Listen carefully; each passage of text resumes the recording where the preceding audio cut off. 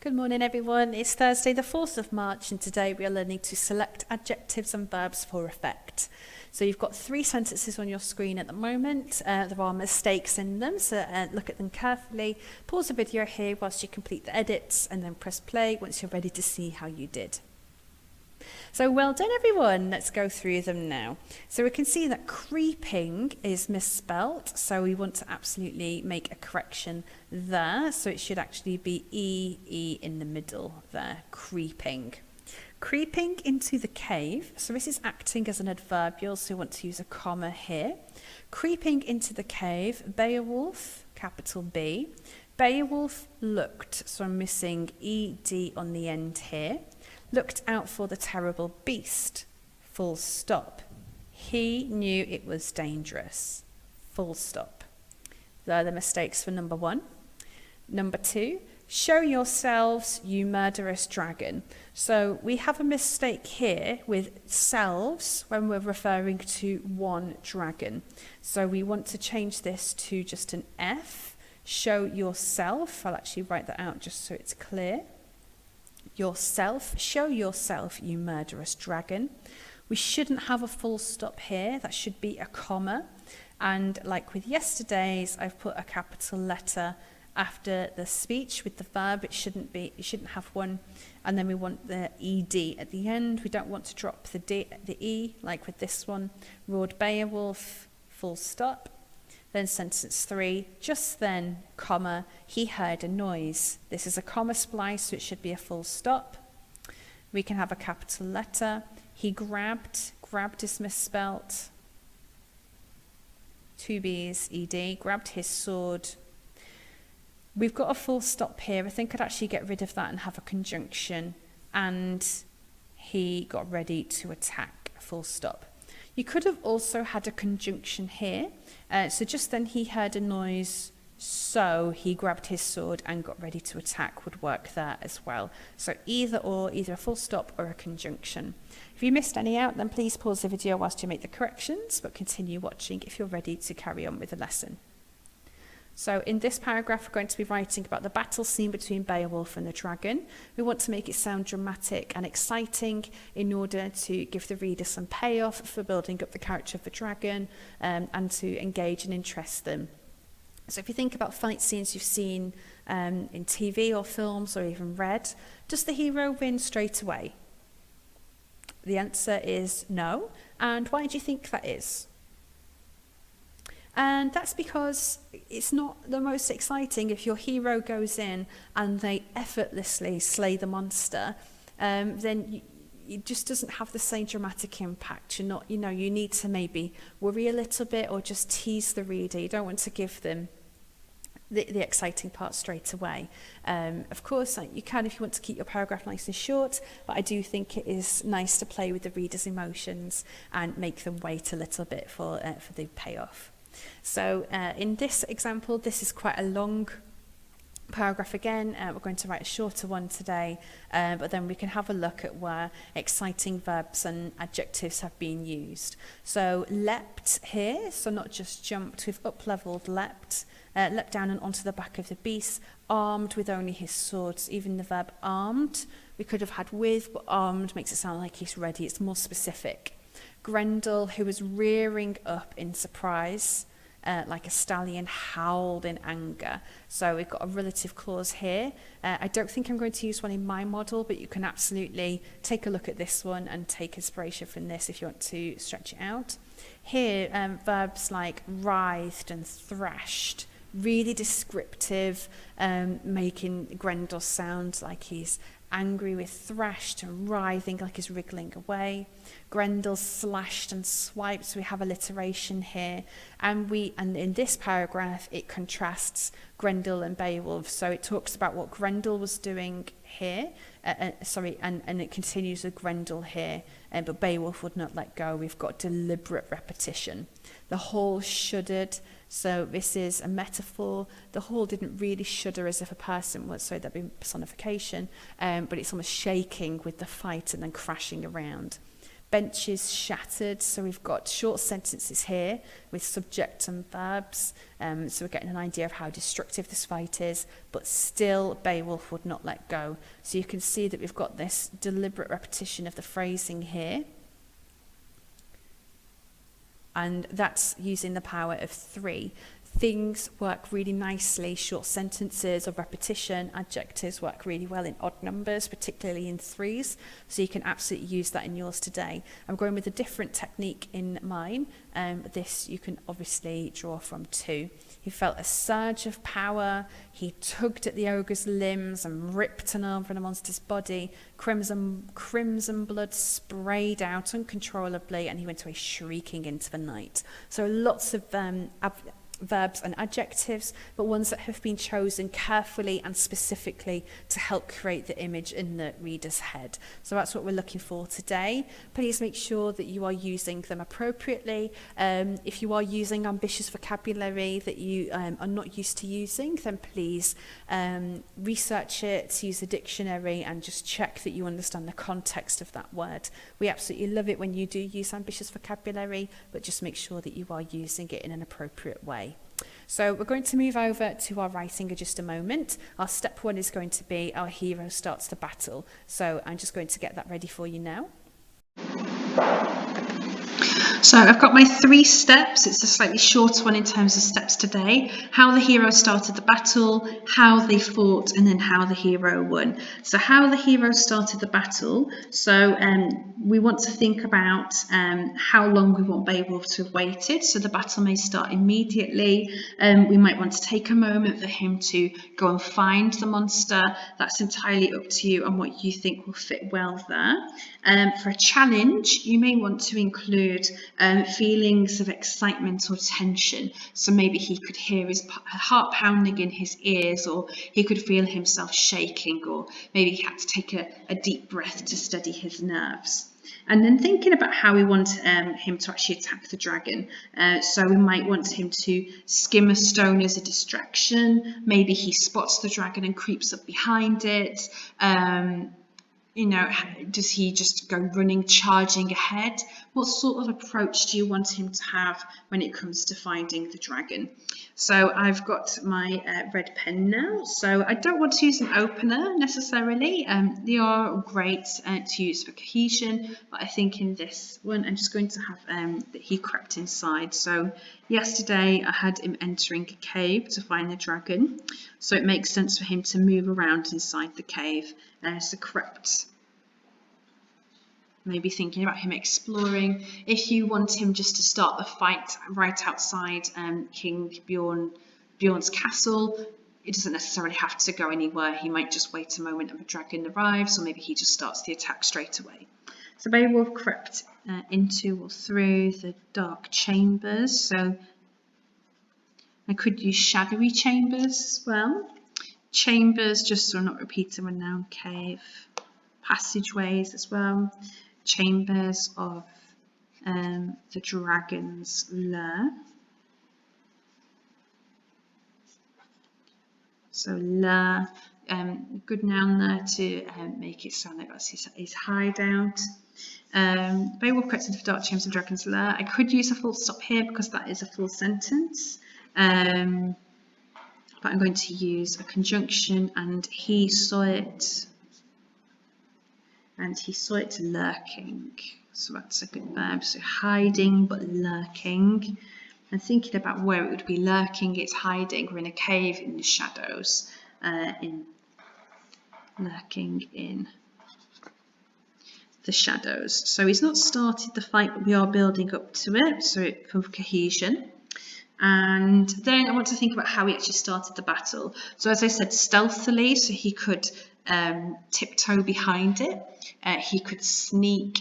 You could use an adverb, stealthily, using the darkness as a cloak and be a bit more metaphorical. You could have that he throws something to distract the dragon and then goes to attack it. I just want him to have the sword ready. So here you could have that he equipped his sword, he wielded his weapon, he grabbed his dagger, whatever you want him to actually attack with. You want to mention here. If you do want him to have a special like defense, like a shield or something, you should really mention it here, and it is cohesive and it doesn't just appear out of nowhere. So I'm going to actually use that as an opener. So you could have, if you want him to wield his weapon, you can turn that into a verb and have it at the start. So I'm just going to have clutching, maybe. So holding, clutching his sword above his head, and this is acting as an adverbial now. It's going to describe the verb, his head, Beowulf, and I'm going to, hopefully this doesn't sound too repetitive using Beowulf again. Beowulf, and thinking about what he would do. So you're getting ready to fight, he might grit his teeth. As I said before, he might take it in a deep breath. He might narrow his eyes. He might even shout something here. He might scream or roar. He might, you know, get himself ready to run. So I'm going to have gritted his teeth.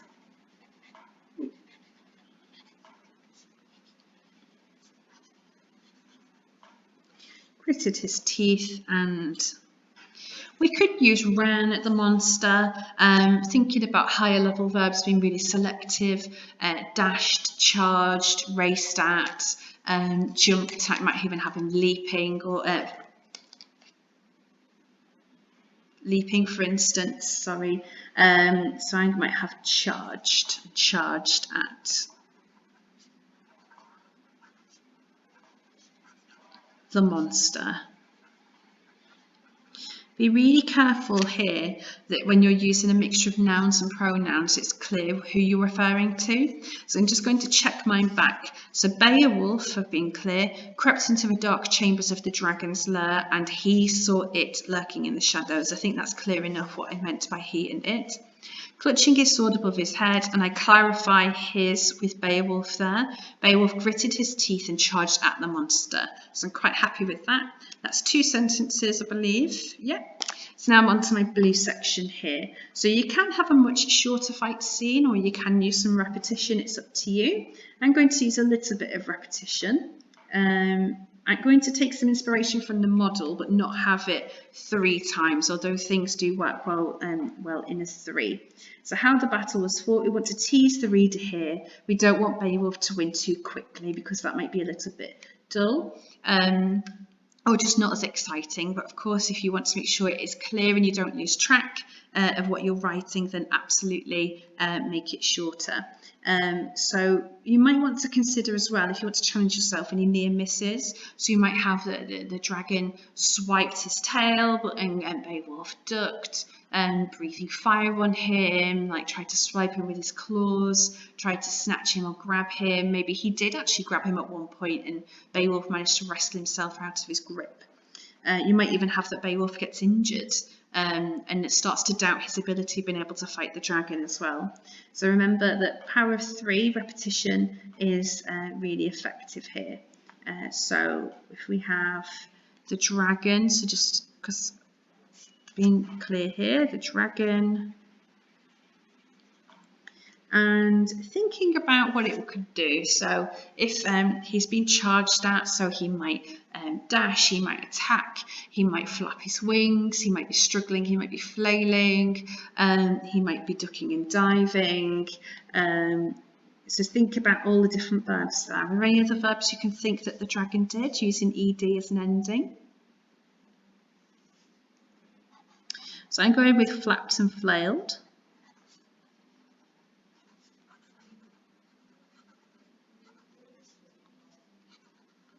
And I'm going with this idea of this sentence here. So you can use this structure if you want to experiment with it. So the dragon flapped and flailed, but Beowulf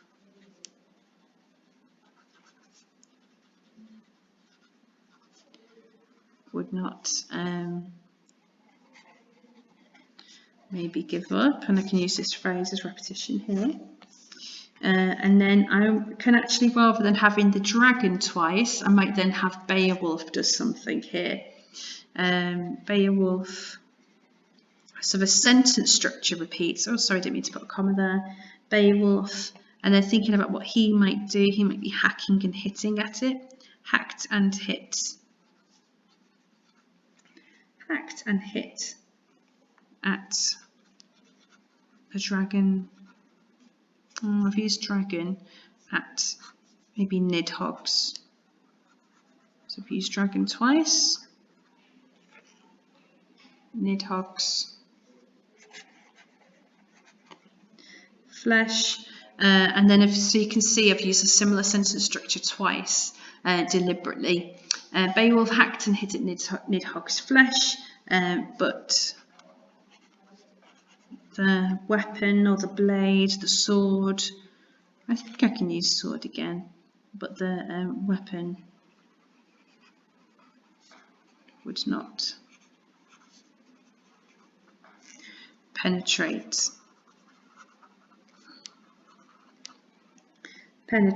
its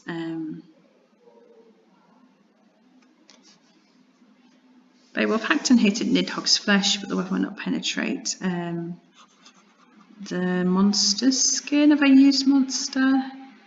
The creature's, the beast's skin. Yeah, let's go for beast's skin. Just being careful of not repeating my nouns too often. Let's read that back. So how they fought. The dragon flapped and flailed, but Beowulf would not give up. Beowulf hacked and hit at Nidhogg's flesh, but the weapon would not penetrate the beast's skin. Sorry, I forgot the noun there. Beast's skin.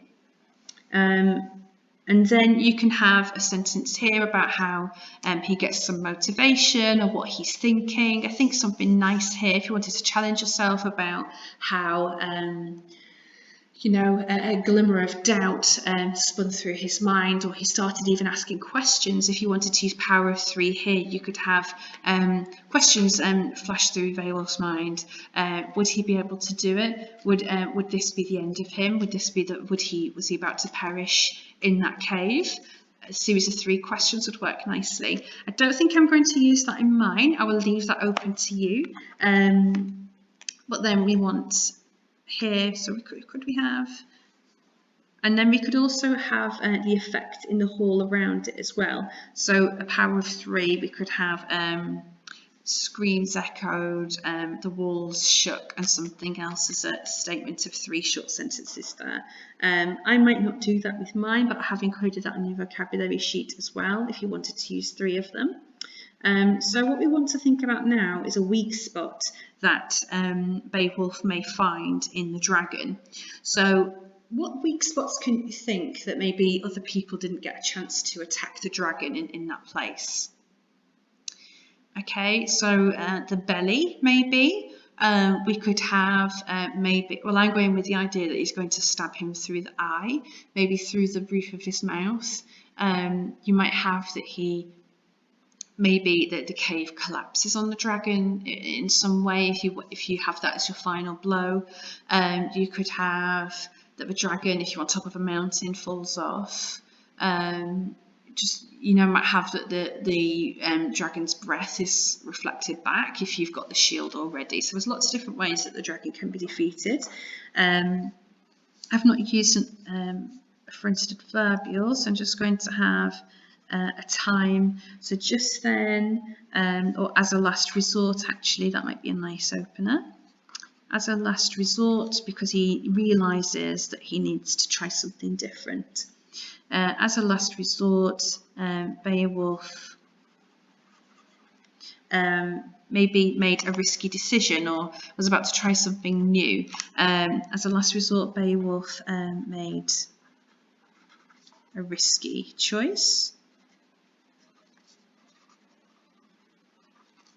And then I'm going to use a sentence to obviously explain what this is now. He climbed up the dragon's scaly neck,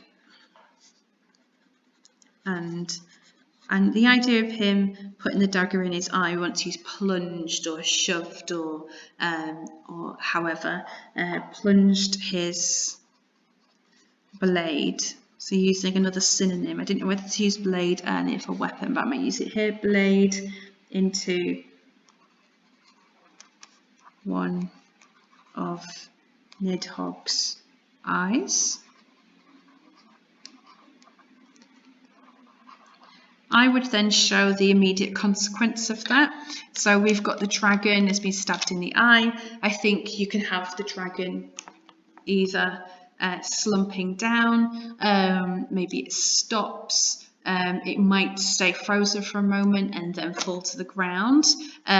You might have that it screams, it might try and fly away. Maybe this is the first move that you do. So maybe Beowulf plunged the blade into one of Nidhogg's eyes.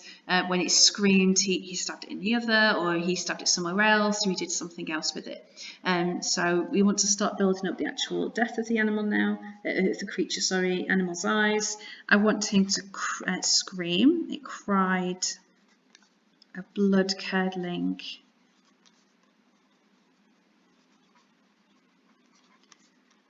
scream or shriek. So I've got an interesting adjective here. Then slumped. So not just fell, I've up-leveled that, slumped to the ground. And then just to make it really clear to the reader so there is no confusion, we can use a nice short sentence. Sorry, I'm going out of room. Can I move that there? The ground, it was dead. And we can use an adverbial finally or at long last or something like that to introduce that there. So I'm going to read my paragraph back to myself. There are lots of opportunities where you can add in extra detail, but I'm going with Beowulf crept into the dark chambers of the dragon's lair and he saw it lurking in the shadows. Clutching his sword above his head, Beowulf gritted his teeth and charged at the monster. The dragon flapped and flailed, but Beowulf would not give up. Beowulf hacked and hit at Nidhogg's flesh, but the weapon would not penetrate the beast's skin. As a last resort, Beowulf made a risky choice. He climbed up the dragon's scaly neck and plunged his blade into one of Nidhogg's eyes. It cried a blood-curdling scream, then slumped to the ground. It was dead. So I'm quite happy with that. You can absolutely include more description in the blue section to show how he fought it, so you can have more dodging, more diving. You can use a rule of 3 in different ways here. I've just realised as well that scaly I've looped round for some reason, so let's just make that there. And just check for spelling errors like I've just done as well, sorry about that one. So you might want to make this a bit longer. So I might type up a slightly longer or different model for you and then a shorter one as well, just in case you want to see a really a more stripped back version, then you can see where you'd put in extra detail. So good luck with that one. Looking forward to seeing your fighting scenes. Remember, deliberate repetition can be really effective. Looking for alliteration as well, dramatic sentences, and you being really careful and selective with your vocabulary and checking that you've used it in the correct context. So have a great lesson, everyone. Looking forward to seeing the writing. Please make sure to narrate your writing on Seesaw, and then I'm looking forward to catching up with you tomorrow to conclude our legend. Have a great day, everyone. Bye-bye.